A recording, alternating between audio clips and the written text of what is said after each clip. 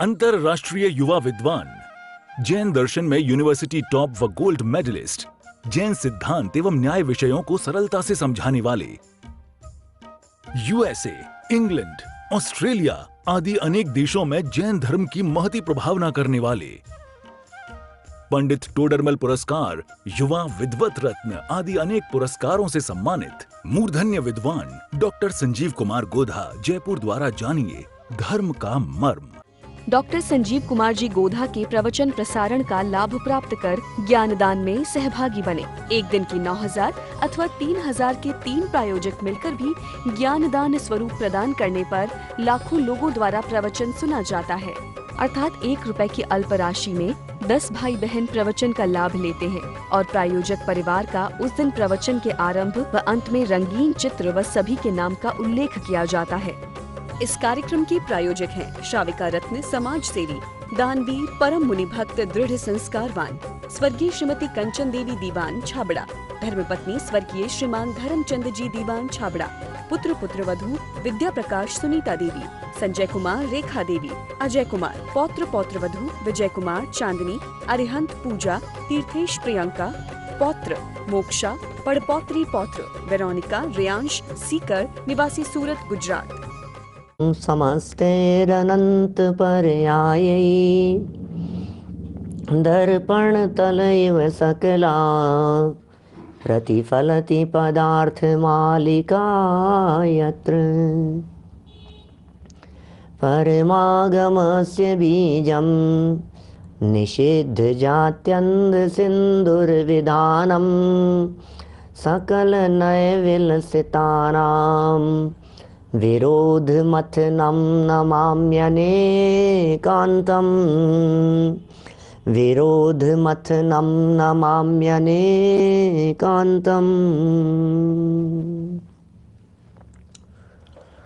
पुरुषार्थ सिद्धि उपाय नामक यह ग्रंथ है। अमृत चंद्राचार्य इसके लेखक। इसके 3 महत्वपूर्ण अधिकार, सम्यक दर्शन अधिकार, सम्यक ज्ञान अधिकार और सम्यक चारित्र अधिकार।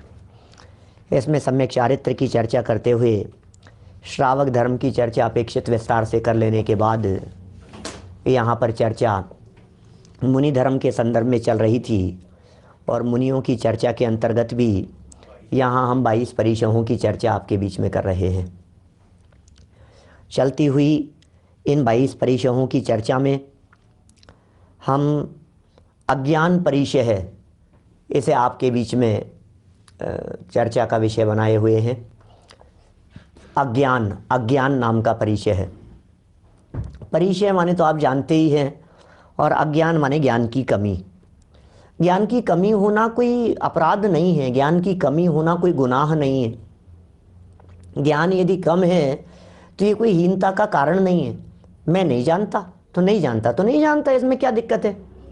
लेकिन व्यक्ति ऐसा समझता है मैं नहीं जानता, ये दुख का कारण बनता है जगत के जीवों के लिए, जन सामान्य के लिए। मोक्ष मार्ग प्रकाशक को बेस बनाकर टोडरमल जी का चिंतन यदि मैं आपके सामने प्रस्तुत करूं तो टोडरमल जी ये कहते हैं, ज्ञानावरणी कर्म के उदय से जो ज्ञान मंद हुआ, ज्ञानावरणी कर्म के उदय से जो ज्ञान की हीनता दिखाई दे रही है, ये दुख का कारण नहीं है। हाँ, तो क्या है दुख का कारण? बोले दुख का कारण है उसके साथ में वर्तने वाला ज्ञान, नहीं सॉरी मोह जो उसके साथ साथ में चल रहा है ना, वो जो मोह साथ में है, वो मोह इस जीव को पीड़ित करता है। मेरा ज्ञान कम है, मेरा ज्ञान कम है, मुझे तो समझ में ही नहीं आता है, मुझे तो याद ही नहीं होता है, मैं क्या करूं है, मैं तो याद किया हुआ भूल गया, अरे अरे मुझे क्या हो गया। ये जो इसकी वृत्ति है, ये इसके दुख का कारण है। यहाँ जो प्रकरण चल रहा है अज्ञान परिचय के संदर्भ में, अज्ञान दुख का कारण नहीं है, ये अज्ञानी मैं हूं, ये दुख का कारण है। अज्ञान से यदि दुख होने लगे तो तब तो ज्ञानी हो, तब तो सम्यक दृष्टियों को भी होना चाहिए। ज्ञानावरणी कर्म के उदय से क्षयोपशम ज्ञान तो उनके भी है ना, लेकिन ज्ञान की अल्पता, ज्ञान की कमी वो दुख का कारण नहीं है। हम ऐसा भी कह सकते हैं ज्ञान की विपरीतता दुख का कारण बन जाती है। ज्ञान की कमी नहीं, उसकी विपरीतता, ज्ञान का उल्टापना। मेरा ज्ञान कम है, मेरा ज्ञान कम है, अरे अरे मुझे तो समझ में नहीं आता है, मुझे तो याद ही नहीं रहता है। कितने ही लोगों की शिकायतें रहती है, अरे मुझे तो याद ही नहीं रहता है, मुझे तो याद ही नहीं होता। अरे पंडित जी क्या बताएं, अब इस उम्र में याद नहीं होता, अब इस उम्र में याद नहीं होता। अशोक जी भाई साहब सिंगापुर से, बोलो। अब हमारे याद नहीं होता, बड़ा कठिन है। आप तो बहुत करते हैं याद, लेकिन बुजुर्ग लोग ऐसे मिलते हैं 70, 75, 80 ऐसी उम्र वाले लोग, पंडित जी अब इस उम्र में याद नहीं होता, हमारे को याद नहीं रहता। प्रवचन सुन तो लेते हैं, समझ में तो सब आ जाता है। तो भैया याद नहीं होता तो तुम टेंशन में काहे को हो? आप क्यों टेंशन में हैं? टेंशन लेने की जरूरत नहीं है। ये कह रहे हैं यहां अज्ञान मुनिराजों के जीवन में भी हो सकता है। पूर्व उपार्जित पिछला कोई ज्ञानावरणी कर्म का उदय था, जिसके कारण बहुत पढ़ने लिखने पर भी, बहुत अभ्यास करने पर भी अवधि ज्ञान, मने पर यह ज्ञान उत्पन्न नहीं होता। तो भी वे खेद नहीं करते, खेद खिन्न नहीं होते, नित्यानंद स्वरूप में ही संतोष धारण करते हैं। बस यही उनका अज्ञान परिचय जयपना है, यही उनको अज्ञान परिचय का जीतना होता है। देखिए क्या कहते हैं आगे, पेज नंबर है 247, 247 नंबर पेज निकालिए अपनी पुस्तकों में।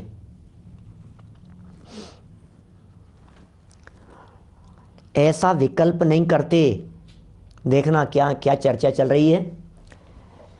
ऐसा विकल्प नहीं करते कि देखो मुझे तप करते हुए इतना दीर्घ काल व्यतीत हो गया, फिर भी मुझे ज्ञान की वृद्धि नहीं हुई। नरेश लवाड़िया जी साहब बोलिए।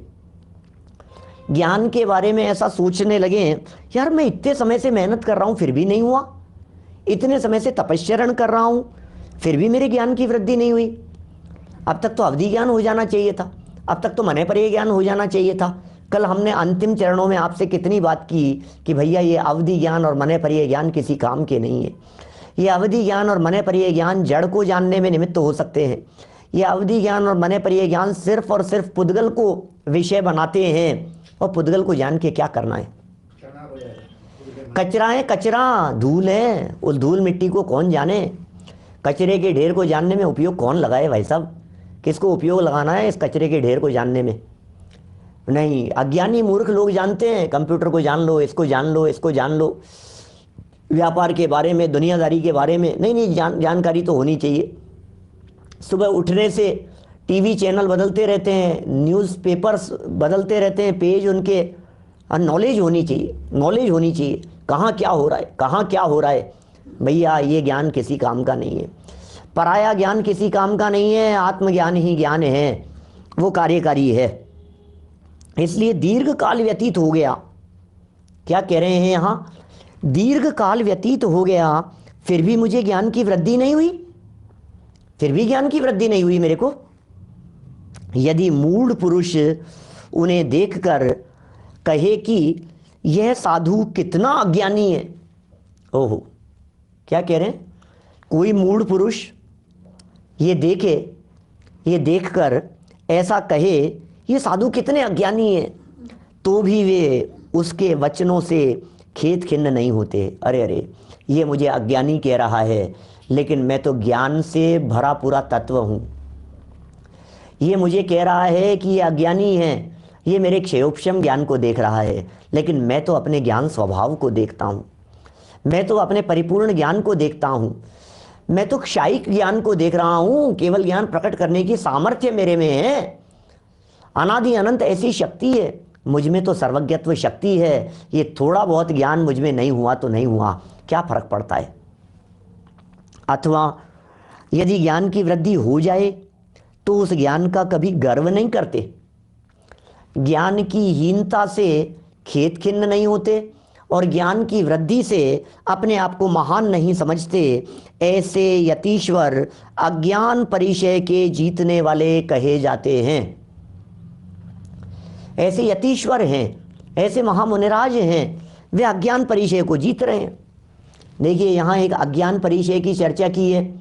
आगे बढ़ करके यदि देखेंगे तो एक प्रज्ञा नाम का परिचय है, 16 नंबर का परिचय, 148 नंबर पेज पर आगे 16 नंबर का परिचय दिया है अज्ञान कि सर ये नहीं, सॉरी 16 नंबर का है प्रज्ञा।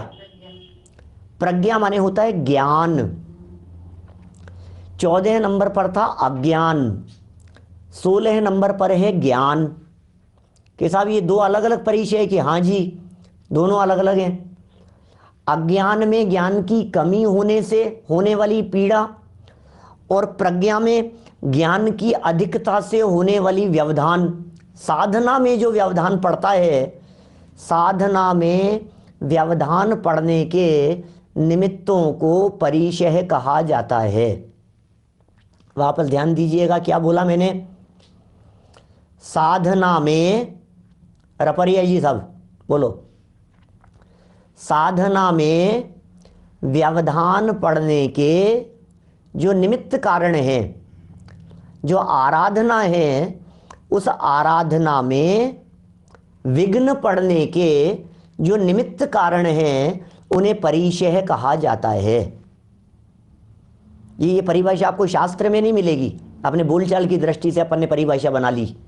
साधना कर रहे हैं, आराधना कर रहे हैं, अभ्यास कर रहे हैं, मोक्ष मार्ग पर कदम बढ़ा रहे हैं। अब मोक्ष मार्गी जीवों को मोक्ष मार्ग के रास्ते पर चलते हुए कुछ ऐसे निमित्त जो व्यवधान उत्पन्न करने वाले दिखाई देवें, वे सब क्या हैं? वे सब परिचय हैं। अब मुनिराज परिचय जयी होते हैं, इसलिए व्यवधान के निमित्त बनने पर भी उन्हें कोई व्यवधान नहीं होता। वे धड़ल्ले से मोक्ष मार्ग पर अपने कदम बढ़ाते चले जाते हैं। ठीक है ना। माने निमित्त तो बने, परिस्थितियां तो बनी इस तरह की, लेकिन मुनिराज के लिए क्या होगा?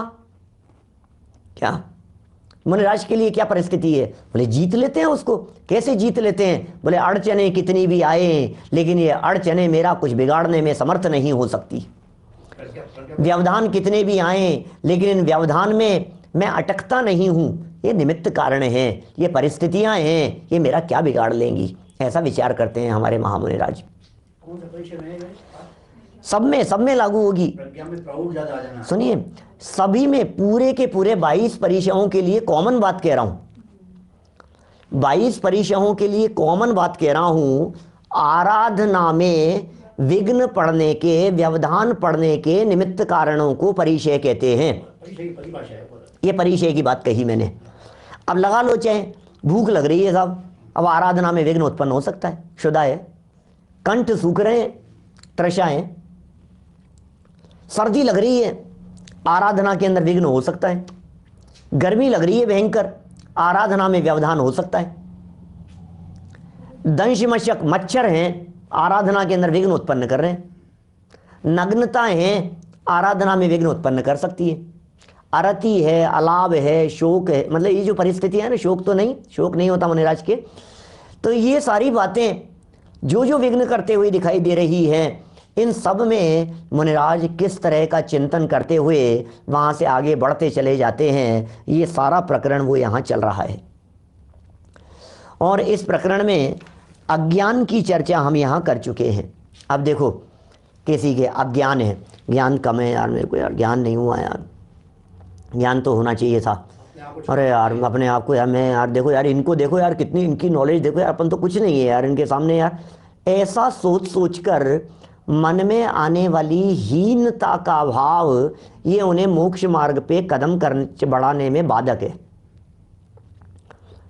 अब कैसे जीतते हैं? स्वभाव के आश्रय से जीतते हैं उसे। भूल जाओ, अरे क्या दम है इसमें, मेरे को कम है तो क्या हो गया। सुनो, ये वर्तमान में दिखाई देने वाला क्षयोपशम ज्ञान ही कम ज्यादा है, स्वभाव से तो दोनों बराबर हैं। बोलो, वर्तमान में प्रकट ज्ञान की पर्याय में दोनों कम ज्यादा दिख रहे हैं, प्रकट ज्ञान की पर्याय में। लेकिन ज्ञान स्वभाव जो अंदर में भरा हुआ है, आप जब उस दृष्टि से देखेंगे तो उनमें और मुझ में किसी तरह का फर्क नहीं है, दोनों एक समान है। अब क्या फर्क करें कि नहीं साहब इनके पास बहुत ज़्यादा है, इनके पास बहुत ज़्यादा है, कोई बात नहीं, 10 साल इंतजार करो, सब बराबर हो जाएंगे। क्या मतलब, समझा नहीं। क्या क्या हो जाएगा? क्योंकि एक क्षयोपशम ज्ञान अगले जन्म में साथ में नहीं जाता। एक क्षयोपशम ज्ञान यहाँ का यहीं छूट जाता है। अरे साहब इन्होंने तो 3 ग्रंथ कंठस्थ कर रखे हैं, 3 ग्रंथ याद हैं, मुझे तो 3 गाथाएं भी याद नहीं हो रही है। ओहो, तुसमासम घोषंतो भाव विशुद्धो ये महानुभावो ये नामेण ये शिव भूई केवल नाणी फुड़म जाओ। अरे रे, इन्होंने तो कितना कितना कर रखा है, मुझे तो इतना सा भी नहीं हो रहा है, मेरे से तो इतना भी नहीं हो पा रहा है। अरे मेरा तो ज्ञान कितना कम है। चिंता मत कर, इस ज्ञान के भरोसे काम नहीं चलेगा। वेद विज्ञान चाहिए, ज्ञान की अधिकता नहीं चाहिए, ज्ञान की निर्मलता चाहिए। ज्ञान का विकास नहीं चाहिए, ज्ञान की वृद्धि नहीं चाहिए, ज्ञान की पवित्रता चाहिए। ज्ञान कितना भी हो, आपके पास में कम ज्ञान है ना, शिवभूति मुनिराज से कम तो नहीं है। नहीं इतना कम तो नहीं है, इतना कम तो नहीं है। बोले शिवभूति मुनिराज जैसे भी तिर सकते हैं, तो आप क्या विकल्प करते हो? श्रेणी चढ़ती बराबर हो जाएगा। शुक्ले चाद्य पूर्वविद, श्रेणी चढ़ती दोनों बराबर हो जाएंगे। श्रेणी चढ़ते समय सब पूर्वविद दोनों उल्लेख मिलते हैं, दोनों प्रकार के। केवल ज्ञान होने पर तो सब बराबर होते ही हैं। और यदि कदाचित नहीं भी हुए तो सुनो, यहाँ से जीवन पूरा हुआ, 10 साल बाद, 15 साल बाद, 20 साल बाद, बोले सब बराबर हो गया, कहानी खत्म, चलो ये पड़ गए, हो गई छुट्टी आपकी। अब क्या करना है? अब काहे के ज्ञान का अभिमान करें और क्या काहे के अज्ञानता का रोना रोएं? मुझे याद नहीं होता, मुझे समझ में नहीं आता, जबरदस्ती का रोना रो रहा है। अब ये रोना रोने की क्या जरूरत है? सारा रोना बंद हो जाए, ये ऐसे प्रसंग हैं। रोना बंद हो जाए सारा, रोने की जरूरत नहीं है, ये इस तरह के प्रसंग चल रहे हैं। देखिए, अदर्शन के नाम पर रोता है।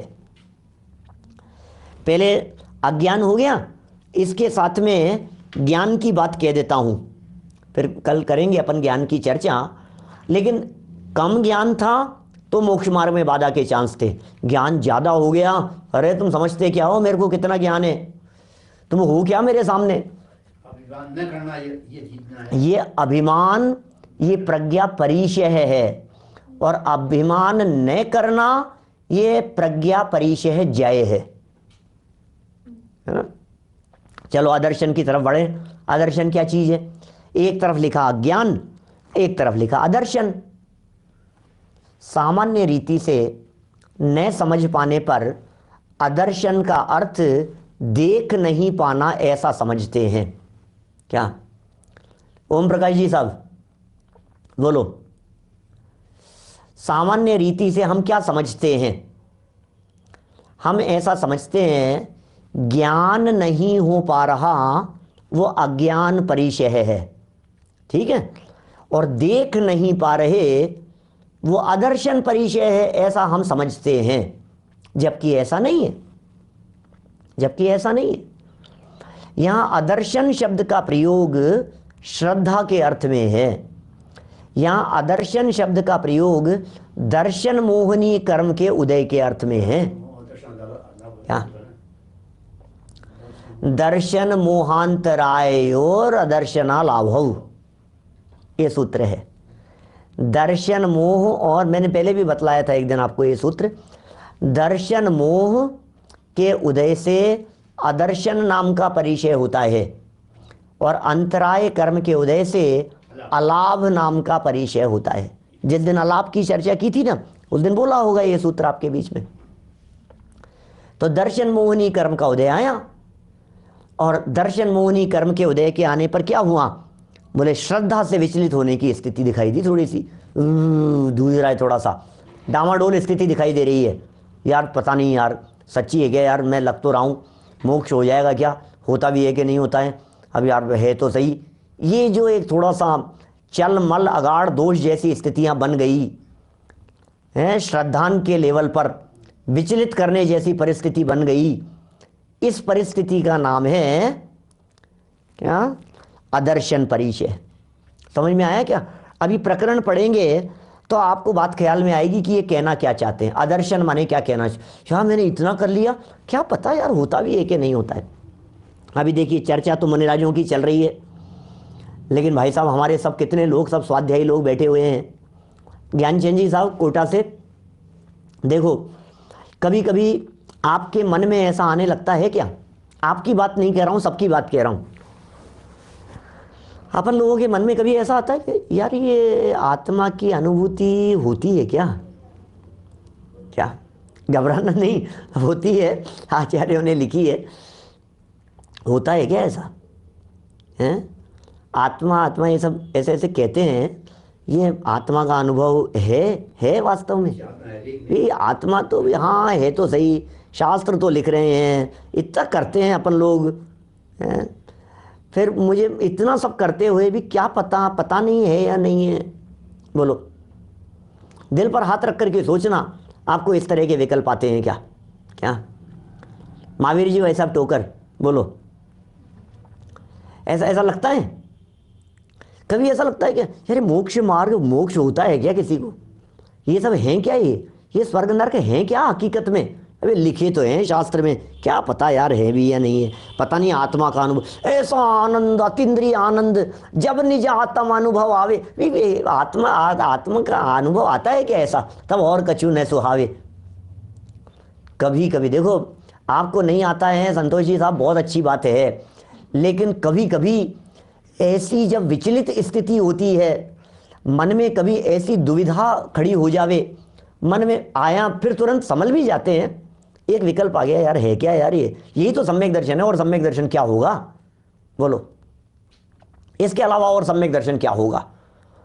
अब इतना सब कुछ तो कर रहे हैं, मतलब ऐसा मुझे मालूम है, ऐसे तो कोई नहीं कहेगा, किसी को भी ऐसा नहीं लगता है कि नहीं है, सब है, बिल्कुल होता है, लेकिन एक हल्का सा क्या कहेंगे, उत्स्फुलिंगम है, मतलब एक चिंगारी जैसी उठी हल्की सी दिमाग में, यार पता नहीं है भी या नहीं है, फिर तुरंत कहा नहीं नहीं क्या बात कर रहा है यार, जनाजा में वीतरागी संतों द्वारा लिखा गया है, गलत थोड़ी नहीं, बात तो सच्ची है। अब ये जो संभले हुई की स्थिति तो कंटिन्यू है, लेकिन बीच में एक वाक्य आ गया था ना उठ करके, यार 30 साल से मेहनत कर रहे हैं यार, हो ही गए इतना समय, तो 40 साल हो गए भाई साहब लगे हुए, इतना समय हो गया भाई साहब लगे हुए, इस मार्ग में लगे हुए इतने लंबे समय से, अभी भी नहीं हो रहा है। 45 साल से सुन रहे हैं पंडित जी, इतने शिविर अटेंड कर लिए, इतनों को सुन लिए, इतने पंचकल्याणक देख लिए, इतने शिविर लगा लिए, ये पता नहीं हो नहीं रहा है क्या? लगता है क्या ऐसा? पारसवारिया जी बोलो, लगता है ऐसा? कहीं ना कहीं ऐसा हल्की सी उठी और फिर संभल गए, तो बोले ये जो उठी है ना, ये इसका नाम आदर्शन है। श्रावकों के लेवल पर बात कर रहा हूँ, मुनिराजों के लेवल पर भी इसी तरह की बातें होती होगी कहीं कुछ कदाचित, ये सिखा रहे हैं यहाँ पे, समझा रहे हैं। लाइनें पढ़ता हूँ, विषय क्लियर होगा। देखिए, जगत के जीव समस्त कार्य अपने प्रयोजन की सिद्धि के लिए करते हैं। क्या? जगत के जितने भी जीव हैं ये सारे कार्य अपने प्रयोजन की सिद्धि के लिए करते हैं। यदि पुरुषार्थ के करने पर भी प्रयोजन की सिद्धि ना हो, पुरुषार्थ करने पर भी प्रयोजन की सिद्धि न हो, अथवा उसमें कुछ न्यूनता रह जाए तो क्लेश मानते हैं। ये जगत के लोगों का नेचर है। मुनिराज को नहीं होती। आप देखिए, गलत फहमी में ऐसी शंका हो जाए तो अदर्शन है, समझना, ध्यान देना। ऐसी शंका खड़ी हो जाए तो अदर्शन है, श्रद्धा विचलित हो रही है, लेकिन वे अदर्शन परिशह जयी हैं। इसका मतलब ऐसी श्रद्धा की विचलित स्थिति मुनिराज की नहीं होती है। क्या? होने लगे तो उसको जीत लेते हैं, नहीं आएगा ऐसा विकल्प हमारे को श्रद्धा के बारे में। जगत के जीवों की स्थिति बता रहे हैं, हम आप लोगों की स्थिति बतला रहे हैं। जगत के जीव समस्त कार्य अपने प्रयोजन की सिद्धि के लिए करते हैं, सारे कार्य, और पुरुषार्थ करने पर भी काम नहीं हो तो नहीं हो। कभी थोड़ा कम रह जाता है, कमी रह जाती है उसमें, तो उसमें दोष मानते हैं, क्लेश मानते हैं। परंतु वे मुनिराज ऐसा विचार नहीं करते कि मैं बाल अवस्था से ही महाव्रतादिक धारण कर रहा हूं। क्या समझ में आ रही है बात? वे मुनिराज ऐसा विचार नहीं करते। क्या विचार नहीं कर रहे हैं मुनिराज? क्या वे मुनिराज ऐसा विचार नहीं करते हैं कि मैं बाल अवस्था से ही महाव्रतादि धारण कर रहा हूं और चिरकाल तक उग्र उग्र तप करने के बाद भी किसी रिद्धि आदि अतिशय की प्राप्ति नहीं हुई। ऐसा विचार नहीं करते। यार मैं कितनी तपश्चरण किया, मैंने कितने उपवास किए, मैं कितने समय से परिश्रम कर रहा हूं, मुझे कोई रिद्धि नहीं हुई कि अब तक। अरे भैया कहाँ रिद्धि की बात करो हैं? रिद्धियाँ तो उन्हें धूल दिखती है, रिद्धियाँ तो उन्हें कचरा लगता है, रिद्धियाँ तो उन्हें धूल मिट्टी जैसी नजर आती है। रिद्धियों की तरफ उनका ध्यान नहीं जाता, रिद्धियों की तरफ उनका उपयोग नहीं जाता। मुनिराज वहां से दृष्टि हटाते हैं रिद्धियों से और अपने रिद्धिधारी गायक तत्व को देखते हैं। अरे आत्मा के आनंद अनुभव में लीन रहते हैं, उन्हें जगत के पदार्थ आनंद देने वाले दिखाई नहीं लगते हैं। ये जो लाइन है ना, जब निज आत्म अनुभव आवे, कहाँ की है ये लाइन? भजन है, भजन। क्या? जब निज आत्म अनुभव आवे तब और कछु न सुहावे, जब निज आत्म अनुभव आवे। सहेलियों में चला करते थे पहले, जयपुर में हमारे सहेलियां चला करती थी, जागरणे हुआ करते थे। बहुत सारे लोगों को परिचय होगा इस तरह का। जागरणे, ये क्या होता है? जागरणा पुराने भजन है, धर्म जी साहब आपको तो ख्याल ही होगा। पुराने इस तरह के जागरणे होते थे, शाम को 7-8 बजे से शुरू होता था और 11-12 बजे तक चलता था वो बराबर। ऐसा रात भर चलता था, 2-3 बज जाए कोई बात नहीं, जागरणा चलता है, रात भर चल रहा है। और धुन और सब पुराने लोग बैठे हुए हैं और अपनी धुनों के अंदर गाए जा रहे हैं। लो भाई अब एक भजन तुम लो। एक मास्टर गोपी चंद जी साहब हैं, उनके साथ में बहुत बार हम अलग अलग जगहों पर गए हैं। तो बहुत छोटे थे लेकिन वो देखे हैं वो सब दृश्य। अभी ये राजमल जी बैक्शिया साहब, अभी देहावसान हुआ उनका थोड़े समय पहले। ये सब पिलर थे उन सब चीज़ों के। हीराचंद जी बैस साहब आपके भी ध्यान में होगी ये सारी बातें हैं। मास्टर गोपी जी साहब आते थे, सभा में आते थे यहाँ टोडरमल जी के मंदिर में प्रवचन सुनने के लिए। ऐसे पुराने भजन जब निज, और इनमें कोई फिल्मी धुन नहीं है, किसी तरह का इधर कोई राग रंग का चक्कर नहीं है, और बस इन्हीं धुनों के अंदर झूमते रहो आप। क्या? जब निज आत्म अनुभव आवे तब और कछु न सुहावे, जब निज आत्म अनुभव आवे। भजन है, भजन बस। क्या हैं? हमारे संजय जी जेवर वाले हैं, सुनाते हैं ऐसे पुरानी धुनों में, उनको भी बड़ा शौक है।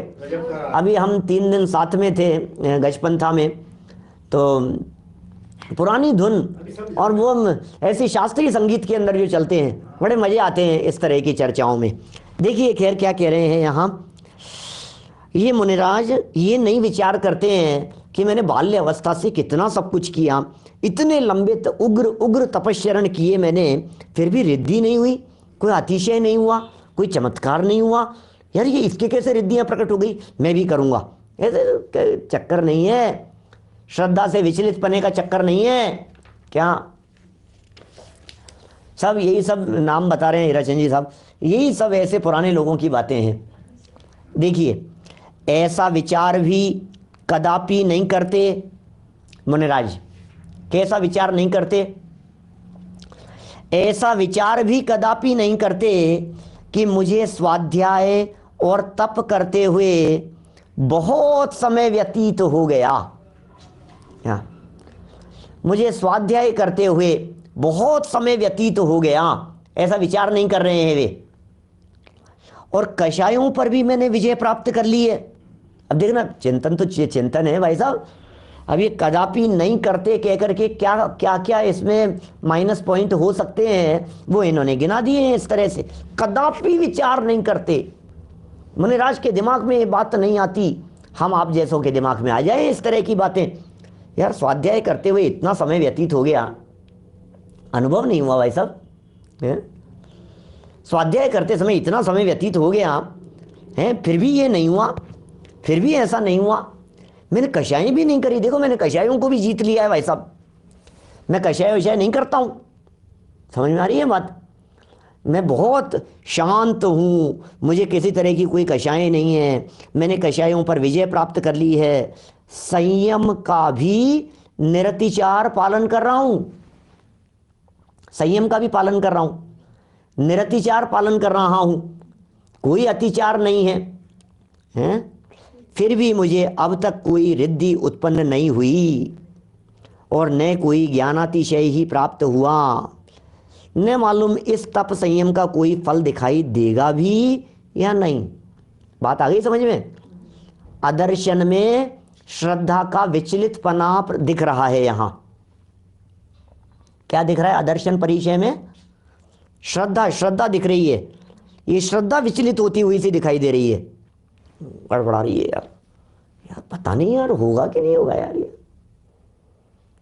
लगता तो है। अब ये ज्ञानियों ने कहा तो है क्या, निज घर नाही पहचान्या जी, अब ये कही तो है निज घर, निज घर, आत्मा में आओ, आत्मा में समा जाओ। अब बातें कहते तो है, पता नहीं यार कौन सा आत्मा, कैसे देखें, अंदर में देखो, अंदर में देखो। बातें तो ऐसी, अंदर में डूब जाओ और समा जाओ अपने आप में, बस बस मैं आत्मा, मैं आत्मा, ऐसा लगता है। कहाँ है वो आत्मा? प्रश्न खड़े होते हैं ऐसे, कहाँ है वो आत्मा? हाँ यार ये पंडित लोग हैं ना, ये सभी बैठ जाते हैं और बैठे बैठे बस आत्मा आत्मा आत्मा की बात। कहाँ है? हमने दिखता नहीं है आत्मा कभी। आंखों से देखने की, तुम आंखों से देखते हो इसलिए नहीं दिखता, तुम ज्ञान नेत्रों से देखोगे तो तुम्हें दिखाई देगा भाई। ये आत्मा चर्म चक्षुओं का विषय नहीं है, ये आत्मा ज्ञान नेत्र का विषय है। ये आत्मा शब्दों का विषय नहीं है। आप इसे वाणी में पकड़ना चाहते हैं, आप आत्मा को शास्त्र में खोजना चाहते हैं। न आत्मा शास्त्र में मिलेगा, न आत्मा वाणी में मिलेगा, न आत्मा आंखों से दिखाई देगा, न आत्मा कर्णेंद्रिय का विषय है। ये तो अनुभव का विषय है भाई, अनुभव का विषय है। अनुभव के माध्यम से पकड़ में आता है, अनुभव से पकड़ में आता है। पकड़ने की कोशिश करोगे ज्ञान नेत्र से तो दिखे बिना नहीं रहेगा। कैसे नहीं दिखेगा? एक नहीं अनंत ज्ञानियों ने प्राप्त किया है, अनंत ज्ञानियों ने। बनारसी दास जी की लाइनें हैं, बोलो। अनुभव चिंता मणि रतन, अनुभव है रसकूप, अनुभव मार्ग मोक्ष को और अनुभव मोक्ष स्वरूप। क्या? वस्तु विचारत ध्यावते मन पावे विश्राम, और रस स्वादत सुख उपजे अनुभवता को नाम। बोलो। वस्तु विचारत ध्यावते, ये अनुभव की विधि बता दी है।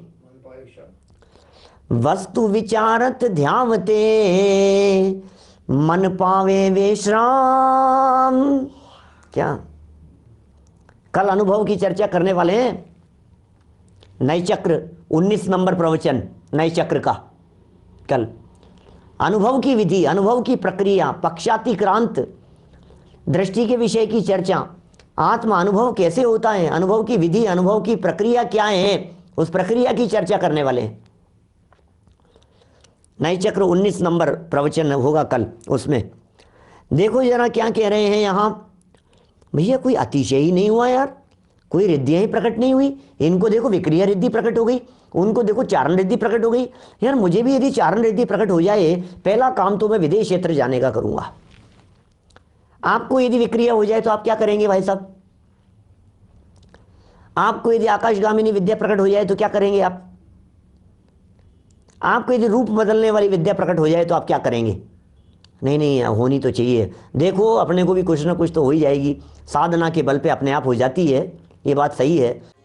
इस कार्यक्रम के प्रायोजक हैं श्राविका रत्न समाज सेवी, दानवीर, परम मुनि भक्त, दृढ़ संस्कारवान स्वर्गीय श्रीमती कंचन देवी दीवान छाबड़ा, धर्मपत्नी स्वर्गीय श्रीमान धर्मचंद जी दीवान छाबड़ा, पुत्र पुत्रवधू विद्या प्रकाश सुनीता देवी, संजय कुमार रेखा देवी, अजय कुमार, पौत्र पौत्रवधू विजय कुमार चांदनी, अरिहंत पूजा, तीर्थेश प्रियंका, पौत्र मोक्षा, पड़पौत्री पौत्र वेरोनिका रेयांश सीकर, निवासी सूरत गुजरात।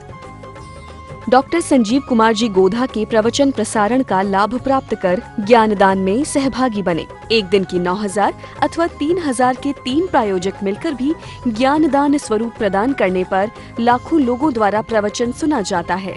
अर्थात 1 रुपए की अल्प राशि में 10 भाई बहन प्रवचन का लाभ लेते हैं और प्रायोजक परिवार का उस दिन प्रवचन के आरंभ व अंत में रंगीन चित्र व सभी के नाम का उल्लेख किया जाता है।